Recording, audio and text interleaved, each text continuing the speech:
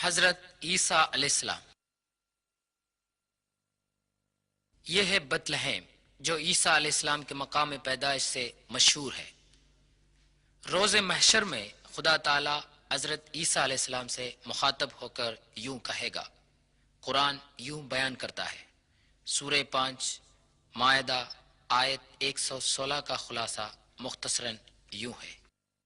وَإِذْ قَالَ اللَّهُ يَا عِيسَى ابْنَ مَرْيَمَ أَأَنْتَ قُلْتَ لِلنَّاسِ اتَّخِذُونِي وَأُمِّيَ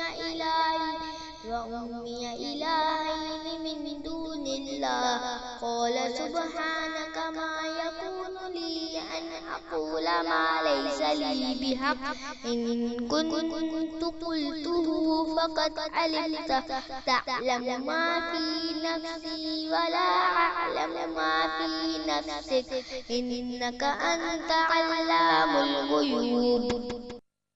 صاحبزادے مریم، کیا تو نے یہ بتایا تھا کہ سوائے اللہ کے تجھے اور تیری والدے کو خدا بنائے؟ تب حضرت عیسیٰ علیہ السلام فرمائے گا، تو کتنا پاک ہے، میں وہ نہیں کہہ سکتا جسے کہنے کا مجھے حق نہیں ہے۔ اگر میں وہ کہا ہوتا تو بے شک تو جانتا۔